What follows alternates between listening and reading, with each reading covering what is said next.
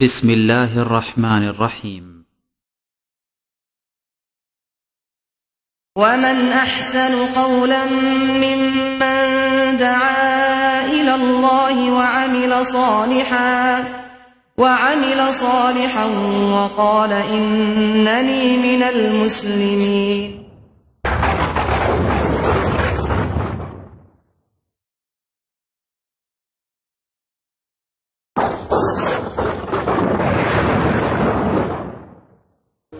أعوذ بالله من الشيطان الرجيم. بسم الله الرحمن الرحيم. إن الله وملائكته يصلون على النبي يا أيها الذين آمنوا صلوا عليه وسلموا تسليما. اللهم প্রাণ খুলে মহব্বতের সাথে সবাই বলুন আল্লাহুম্মা সাল্লি আলা। السلام عليكم ورحمة الله وبركاته. إن الحمد لله نحمده ونستعينه ونستغفره ونعوذ بالله من شرور أنفسنا ومن سيئات أعمالنا. من يهده الله فلا مضل له ومن يضلله فلا هادي له. وأشهد أن لا إله إلا الله وحده لا شريك له وأشهد أن محمدا عبده ورسوله. يا أيها الذين آمنوا اتقوا الله حق تقاته ولا تموتن إلا وأنتم مسلمون. يا أيها الناس اتقوا ربكم الذي خلقكم من نفس واحدة وخلق منها زوجها وبث منهما رجالا كثيرا ونساء واتقوا الله الذي تساءلون به والأرحام إن الله كان عليكم رقيبا.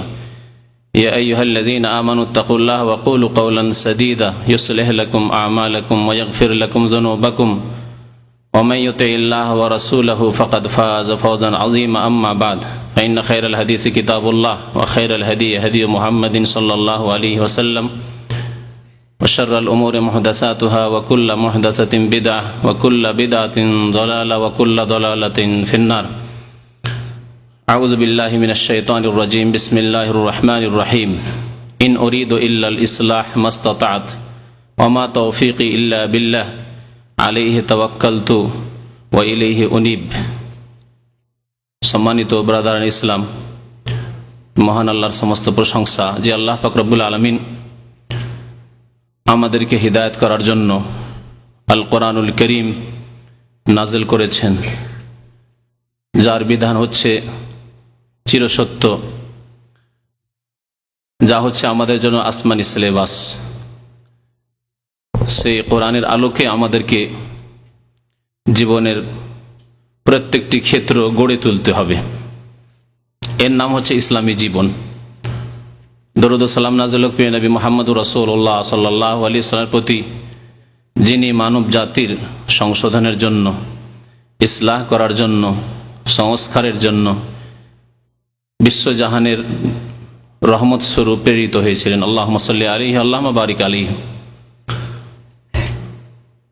আজকে আলোচনা হবে আপনাদের সামনে একটি গুরুত্বপূর্ণ বিষয় নিয়ে, এবং আলোচনার উদ্দেশ্য হচ্ছে ইসলাহ, সংশোধন।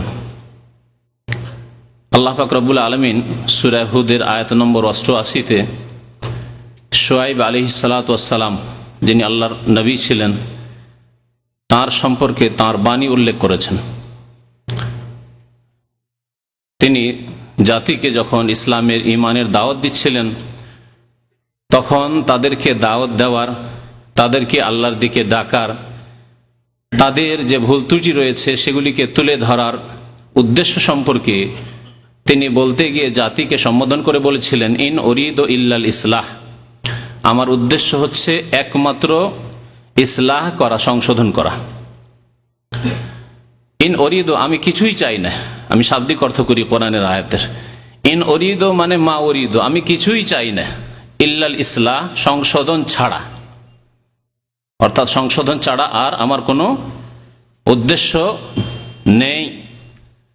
মাস্তাতাতু, যথাসাধ্য, কারণ মানুষের শক্তি ক্ষমতা সীমিত, এলম সীমিত।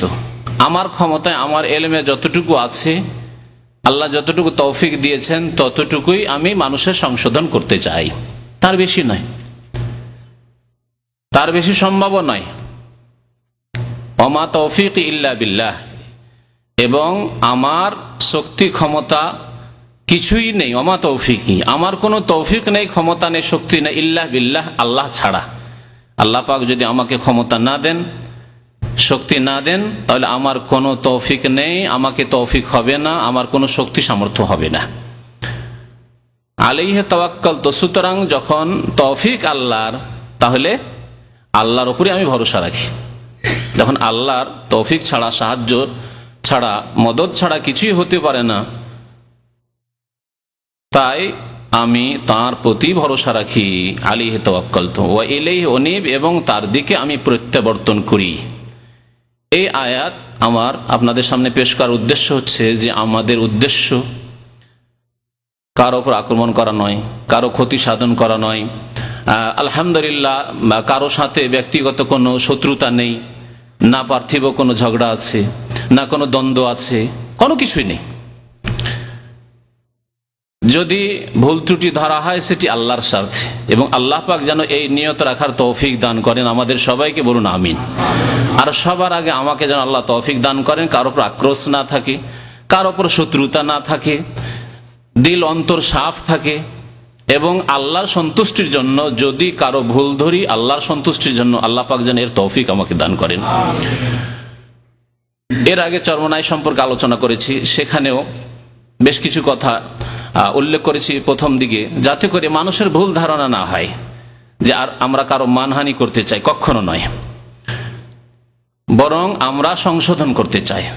সংশোধন করতে চাই যিনি ভুল বলেছেন তার, এবং তিনি যেহেতু তার শুধু ব্যক্তি জীবনের ভুল নয়, তিনি বক্তব্যে বলেছেন অথবা তিনি লিখেছেন, তার বইয়ে রয়েছে যেগুলি যুগ যুগ ধরে থাকতে পারে, এবং লোকজন সেগুলি শোনে ভুল পথে চালিত হয়ে জাহান্নামের পথ ধরে নিতে পারে, গোমরাহ হয়ে যেতে পারে, পথভ্রষ্ট হয়ে যেতে পারে। সেই জন্য অসংখ্য মুসলিম ভাইদেরকে, বরং মানব জাতিকে সংশোধন করার উদ্দেশ্যে, যদিও বক্তা অথবা লেখক সংশোধন না হয়, নাই হয় যদি, বা ইন্তেকাল করে গিয়ে থাকে, অনেকে এর আগে যেগুলি আলোচনা করেছে, অনেকে ইন্তেকাল করে গেছে, তার আর সংশোধনের কোনো উপায় নেই। যা কিছু তিনি করেছেন, লিখেছেন, বলেছেন, আল্লাহ তাকে ভালো মন্দের তিনি বা মন্দ প্রতিদান যা কিছু পাওয়ার আল্লাহ পাক তা দিয়ে দিয়েছেন, নাই বিচার আল্লাহ পাক তার সাথে করেছেন এবং করবেন।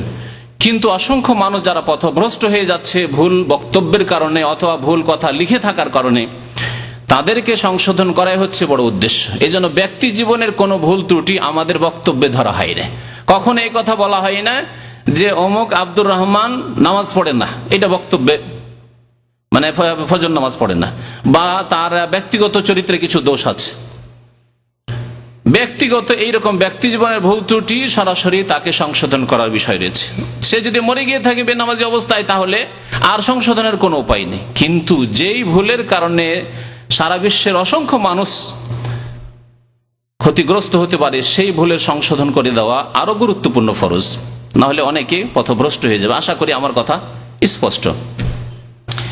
দ্বিতীয় আরেকটি বিষয় ভূমিকাতে যা উল্লেখ করব তা হচ্ছে যে আল্লাহ পাক বলেছে ইন্নামাল মুমিনুনা ইখওয়াহ, সূরা হুজরাত আয়াত নম্বর 10, নিঃসন্দেহে মুমিনরা একে অপরের ভাই। তাহলে আমরা যারা মুসলিম, যদিও ফাসেকি কাজকার মধ্যে থাকে, এমনকি চুরি ডাকাতিও থাকে, মদপান করাও থাকে, তবু সে আপনার মুসলিম ফাসেক ভাই, গুনাহগার ভাই, কিন্তু মুসলিম ভাই।